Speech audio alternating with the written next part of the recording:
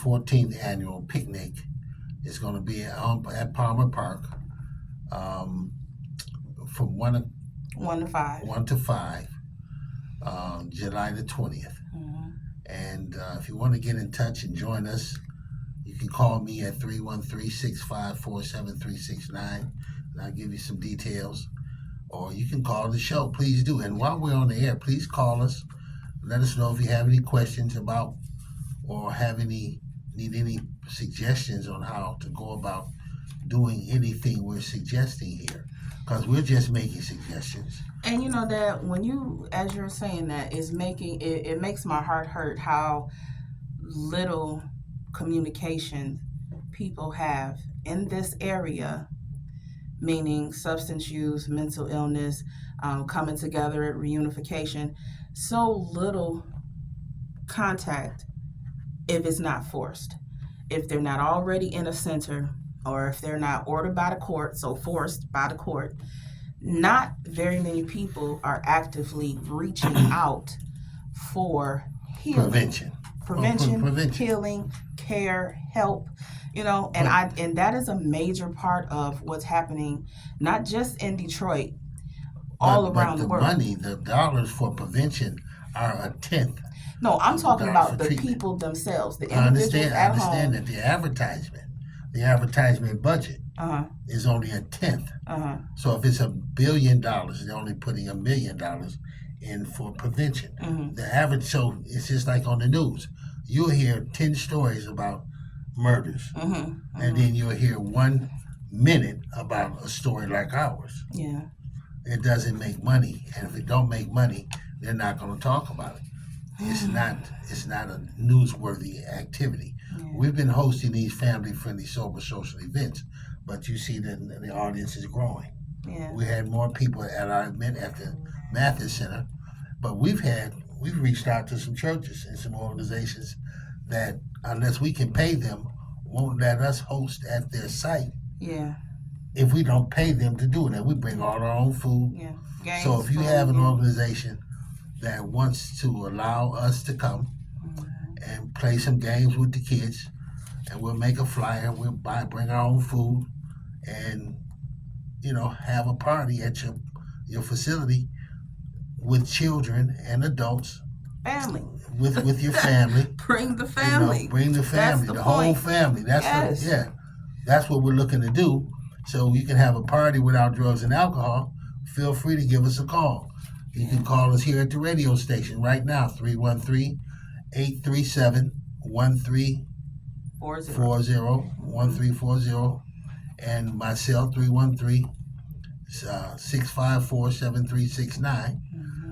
And looking like we will have to go back to our original site in Melvindale for our activity 2 weeks from now, because we have a Hispanic church outside of Detroit that's willing to host us at a moment's notice. But we have churches here in the city of Detroit that we're offering a free service to. Listen. That won't host us. Listen. And I'm just going to say it. I'm going to just say it flat out. There are so many people that's afraid of, number one, work. A lot of folks don't want to allow us to come into their space because they're like, well, who's going to have to be there to man the building? Who's going to have to be there to help with this? Open the door and come back at the time that we say we're leaving and lock it back up. You don't have to sit there and work if you don't want to. You don't have to participate if you don't want to. But you should want, as a church, if you claim you want to win souls for the Lord, bring folks in, you should want to promote this in the area that your church is located in. That would help build your church. Also, folks don't want to come and do this because they feel it's going to make someone that might be looking at their church veer over to where we may go. We're not trying to take anyone from it. No one can take someone from your space. We're coming in because we would like to see our city, our cities, our surrounding communities band together again, heal. We don't want to cause any conflict. We were told that we're a part of the marketplace ministry. So we frightens some folks because we go out and around. And churches used to go out and around. And I'm going to say, hello, sister. But most folks, as Granny's always said, most folks run from the Jehovah's Witnesses when they see them at the door. But that's the one thing, if she can't agree with anything else, that's the one thing that the Jehovah's Witnesses do that Christians need to do. We all, Baptist, apostolic, Episcopal, Right. we all need to get back out in the neighborhood, knock on some doors, say hello, stop at the corner store where you see 5, 6, 7, 8 folks gathering, and start talking to people again. We do that on a regular basis. We have nothing but love in our heart for the community that we see going down. We have grown up in this mess, and we would like for my grandchildren, for you all's grandchildren, great-grandchildren, and great-great-grandchildren to not have to grow up in the mess that was created decades ago. You know, we had a 16-year-old shoot a 13-year-old a few days ago.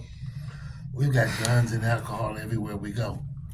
What can we do about it? What will we do about it? What will we do about it? That's the question. Yeah. So one of the things about the two organizations that are considering having us come in, going there, we'll have a captive audience. Mm-hmm. So myself, the transparency of the life I live is what's so important. Yeah. So having 109 arrests, handcuffs arrests booked 109 times. I mean, counting, doing an inventory of losses and lack of productivity, $1.7 million went down the drain to drugs and alcohol. Not counting the time lost with family, with loving my children and being there with them and for them.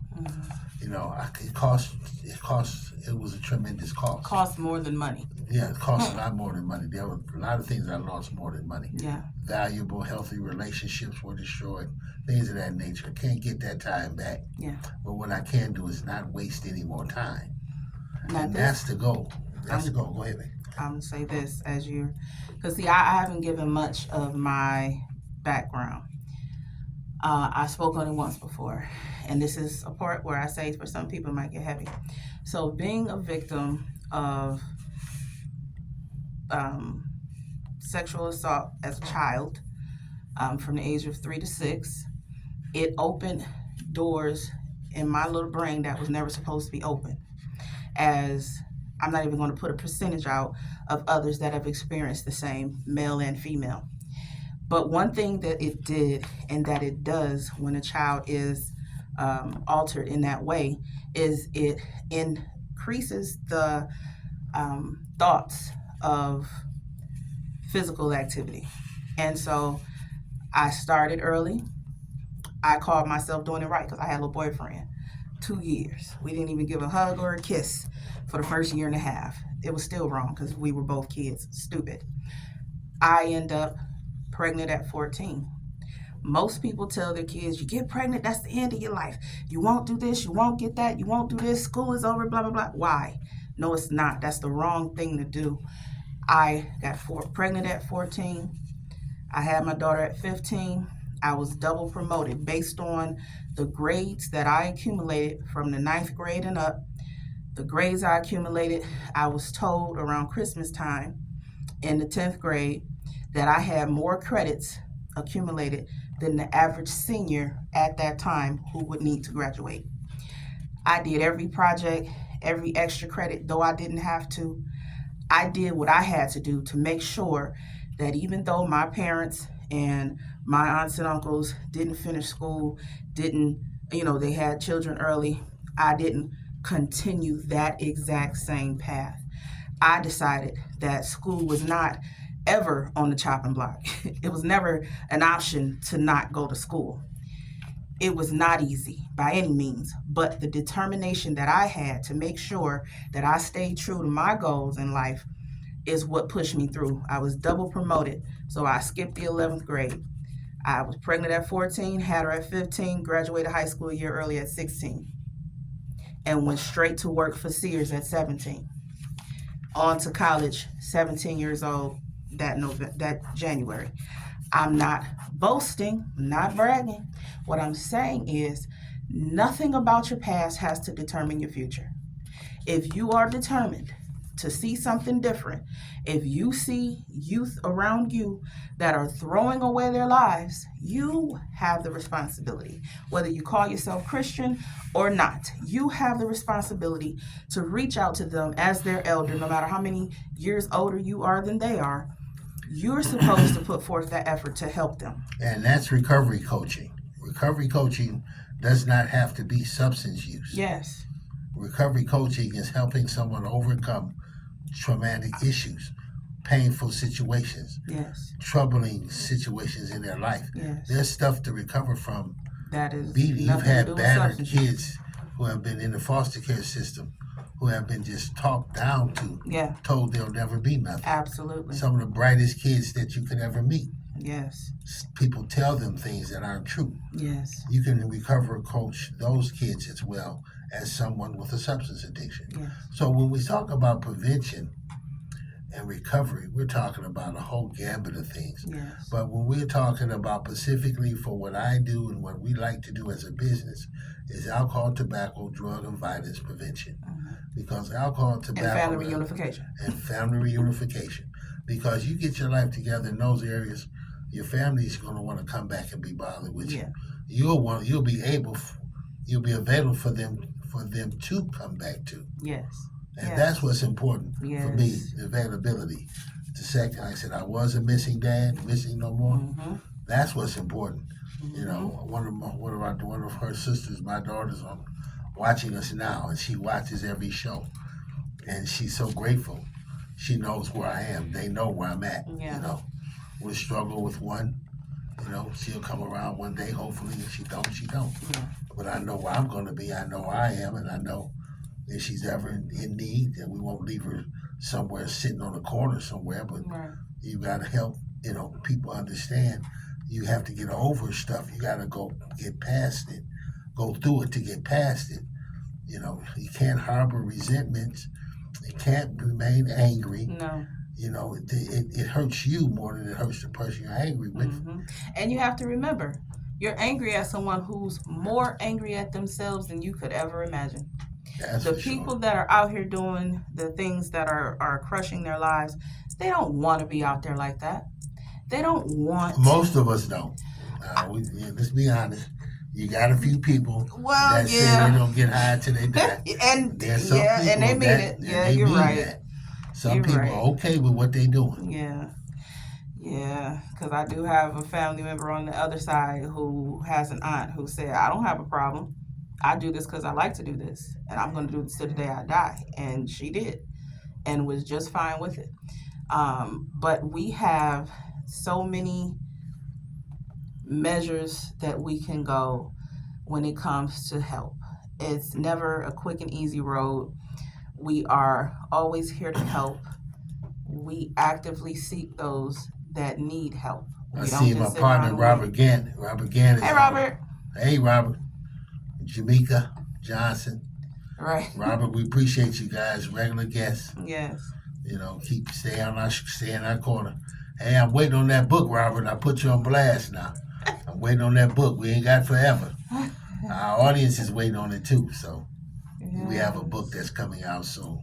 Robert is Several, also actually. in the financial advisory world. Yes, Robert is a financial advisor. Yeah, we'll be does advertising or financial pushing for literacy. his, yes. So we his actually, Robert, you mentoring need to program. get us some materials that we can share with our guests Yeah. for next week. We Yeah. can do some advertisement for you. Yes, yeah, we need to get you as one of our sponsors, get you on the air. Get your feature, on the air. Yep. Yeah. Matter of fact, why don't you call in now and share something with us on the radio?